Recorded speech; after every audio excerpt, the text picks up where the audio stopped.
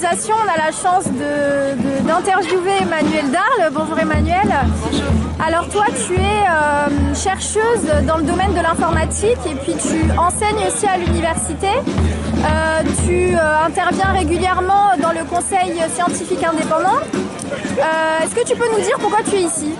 Alors je suis ici au titre pour représenter d'une part l'association Réinfo Liberté et également en tant que membre du CSI pour montrer que le CSI et Réinfo Liberté soutiennent les soignants suspendus, les pompiers suspendus, les gendarmes, tout le personnel suspendu.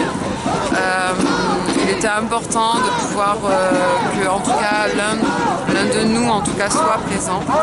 Réinfo Liberté, donc c'est une association qui vise à donner les moyens fonctionnels, structurels au collectif Réinfo Covid. Et à ce titre-là, nous avons entamé différentes actions juridiques, notamment contre le docteur Jérôme Marty pour diffamation et bientôt contre l'ANSM pour des fautes de vigilance, carence fautive et peut-être tromperie aggravée, mais également parjure devant le Sénat en fait.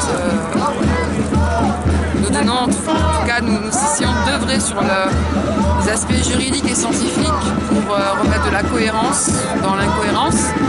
Et également pour remettre la science au milieu du débat politique, mais la vraie science, la science transparente et reproductible, la science capable d'être débattue de façon ouverte et non de façon obscure. Alors toi récemment tu as eu quelques petits soucis, malheureusement tu as été convoqué c'est une convocation disciplinaire à l'université parce que tu as osé donner ton avis sur la vaccination et sur ses effets, n'est-ce pas ? Alors moi je fais l'objet de 2 procédures disciplinaires. Par l'université de Poitiers. Donc la première s'est inscrite dans un schéma, on va dire, de conflit, des relations conflictuelles que j'ai depuis plusieurs années avec des collègues masculins, dont certains échanges ont témoigné une certaine forme de sexisme, mais l'université n'en a pas tenu compte. Je ne reproche absolument rien à l'université. Voilà, c'est comme ça que ça s'est passé. Et notamment, il y a une pièce de dossier dans laquelle on m'a diffamé et injurié de faire de la propagande anti-vax en réponse à un mail à une collègue. Donc, ce dossier, je l'ai reçu le jour où je suis passée en fait au Sénat, dans la commission sur les effets secondaires. Le jour même, mon audition devant les sénateurs avait lieu, devant les parlementaires de l'OPEX-CT avait lieu de 10h à 11h. À 14h39, je recevais ce dossier dont la dernière pièce, en fait, dont la pièce à charge la plus récente datée du mois de septembre. Donc je me suis légitimement interrogée finalement si ce dossier n'avait pas été monté en amont et utilisé contre moi au bon moment. Je le pense toujours, j'ai le droit de le penser.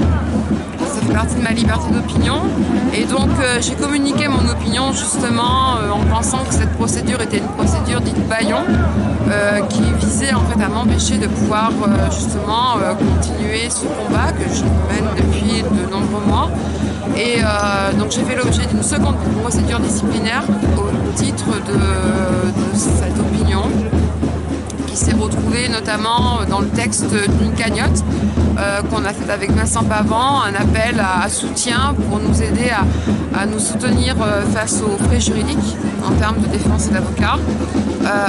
Les droits à la défense, c'est des droits fondamentaux, tout comme le droit d'avoir une opinion, de pouvoir l'exprimer. Ça fait partie également de mes libertés académiques. Elles n'enfreignent absolument pas l'université dans son image. J'ai le droit d'avoir une opinion. Et donc j'ai été jugée à la suite donc, de ces 2 procédures disciplinaires à l'équivalent, quand on y regarde, d'un abaissement, ce qu'on appelle un abaissement d'échelon. Alors ça n'a pas été un abaissement d'échelon, ça a été un gel d'échelon, dans le contexte où je devais prendre un échelon en plus, gagner à peu près l'équivalent de 250 € par mois. Il faut savoir que les fonctionnaires sont extrêmement mal payés en France. On a un salaire qui n'est même pas, le point d'indice n'est pas on va dire, corrélé avec l'inflation. Et donc c'est l'équivalent d'une perte de salaire pendant 4 ans. Voilà. Donc ça, c'est la sanction en fait. La sanction, oui, les deux sections cumulées. Les deux sections, sanctions cumulées, tout à fait. Et alors pour revenir au sujet des suspendus, est-ce que tu penses que ça va faire bouger les choses, cette mobilisation? Est-ce que tu penses qu'il y aura peut-être une future réintégration? Alors, parler de réintégration, la Haute Autorité de Santé s'est déjà prononcée en faveur de la réintégration justement très récemment.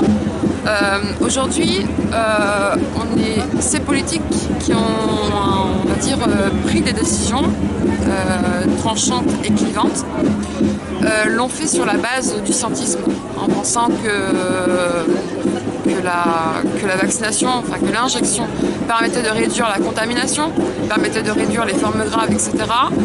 On a su au Parlement européen, par le biais de Janine Small, que en fait, justement, la contamination, la transmission n'avait pas été étudiée lors des essais cliniques, ce qui avait été mis en exergue depuis plusieurs mois avant par Christine Coton, qui avait discuté autour de la validité des essais cliniques, de leur biais.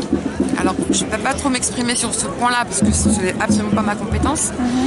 Mais on est face quand même aujourd'hui à des constats.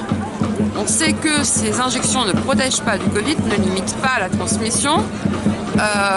Et pourtant, on a un ministre qui s'acharne à suspendre des gens, à maintenir des personnes sans droit, sans salaire, même sans droit ni au RSA ni au chômage, avec 0 € par mois. Donc c'est incompréhensible, c'est inhumain, c'est intolérable et c'est ignoble. Donc on va espérer qu'en tout cas ce rassemblement soit entendu par le ministère, que ces preneurs de décision à un moment donné soient également mis devant leurs responsabilités, notamment celle de fake news, de désinformation. On se souviendra par exemple d'Olivier Véran qui expliquait qu'il n'y avait pas d'effets indésirables par rapport à la vaccination, que les effets indésirables n'existaient pas ou alors ils étaient extrêmement rares, quand aujourd'hui toutes les données de pharmacovigilance nous expliquent qu'en fait un effet grave survient toutes les 100 injections.